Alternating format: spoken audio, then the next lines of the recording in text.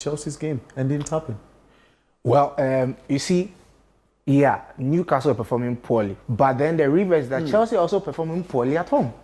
Okay. They drew against Burnley, drew against Leeds United with red card.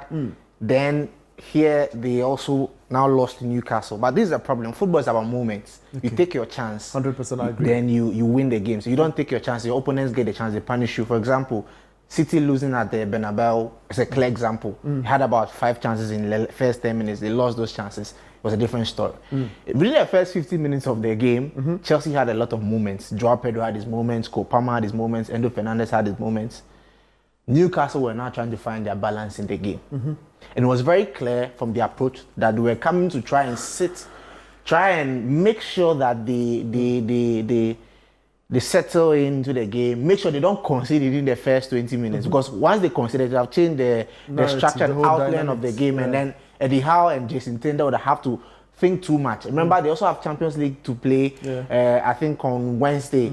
And so even in that game, Tonali sat out the game, Bruno Guimaraes sat out the game, Trippier sat out the game, a lot of their key players sat out the game. But I think their front four was basically a very strong one. And so I think the goal was a result of just a few things. And it surprises me because some of the problems we encountered against PSG surfaced again against Newcastle. Now, that situation we saw with Tino Livramento, first of all, it's surprising to me because we're playing a 4-2-3-1 with James and Caicedo as the double pivot. Now, there's Cole Palmer, there's Garnacho with Joao Pedro up top and Enzo Fernandez up there. Now, it surprises me that Livramento picks the ball way deep in his half. He travels like 30 yards with the ball. And still, Caicedo is deep with James. Now, what surprises me is that Kukurea is out of position. Now, Fofana and Chalobah are open. Now, James, the holding midfielder, is in there. So, they are almost like three defenders there. And still, the ball finds a way straight through the three of them. As for Chalobah, Fofana, he's almost like this. He's got 2 ACL injuries already. So, when the ball is ahead of him, it's over. And so, and for me, what was even surprising was even after the ball went, there was a chance for him to have run and covered the ball.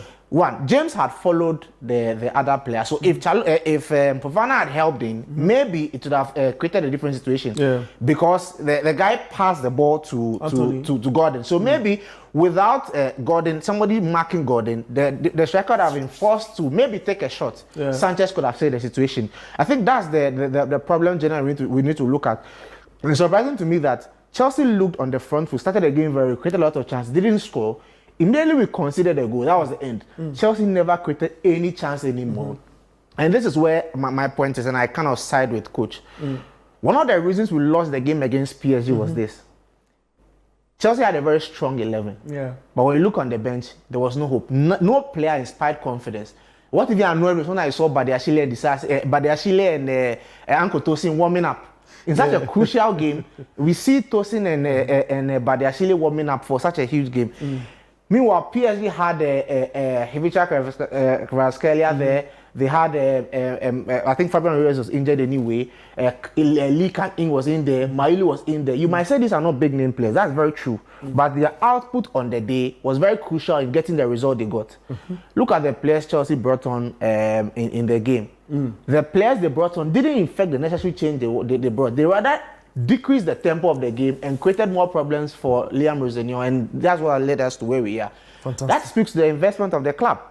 And I've always had issues with that. You can decide to invest in the youth. And I always look at the Madrid example. They invest in the youth, but it is mirrored on the experience of the players. So it is done in such a way that, so there was Toni Kroos, then they get a young Fede Valverde, then there was Modric, then they got Camavinga, then they brought in Tchouaméni. So you are learning and modeling your game around a very experienced player. By the third year, that experienced player that have left the club, then you just fill in the role naturally. The younger one who would have matured you see, in that space. There's Arnold there, there's another player, but there's still Dani Carvajal in there, and so there's a bit of experience, there's a bit of a structure to it.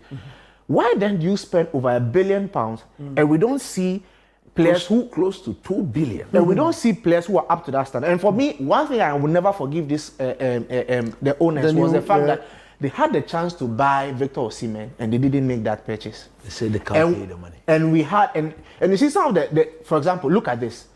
The player who gave that defense splitting pass was Tino Livramento. Do you know the club he came from? Where did he come was from? a Chelsea player. There was Lewis Hall. It's also a Chelsea. This is a Chelsea Where player. did he come from? Then Chelsea has Jorel Hato on the bench. Chelsea sold these two players and went to buy Hato. Are we investing in the youth? Because we could have still kept these players and we didn't need to make those purchases. And my point was we could have done a lot of these young players, but a proven striker, we need one. Great. So we could have done all those minor purchases. Garnacho, the other one who came from Borussia Dortmund, who is Gittins. I don't have a problem. Is he even there? He's also injured. Estevao injured. I don't have a problem. But my problem is that at the end of the day, we need to have a proven striker leading the line. Fantastic. Joao Pedro is also very inconsistent and inexperienced. Experienced in the Premier League, but for a big club, it is risky to put all your hopes in such a young man to deliver 20 goals per season. So I think that at the end of the season, the club needs to evaluate their whole structure and see where they are going with this. As for Liam Rosenior, I think he's just suffering the consequence of the situations. The medical situation is not helping because at the moment, a player like Estevao could have helped. He's out injured. Jamie Gittins could have helped because what Garnacho is doing, with the greatest of respect, any other player could have done better. So I think he's struggling with it. He's a top player. Garnacho, of course, if you play United, well, we also gave you Mount, so it's 1-1 at the moment. When the gentleman was talking, it was intentional in coach's away because I've had that thing with him for a minute, and he himself on TV for Football Made in Ghana allowed him flow, and you realize certain things in his conversation. We, you get it? And I packed a lot of we's. Hey, please, I'm just talking about the we, the WE, please. Don't do that.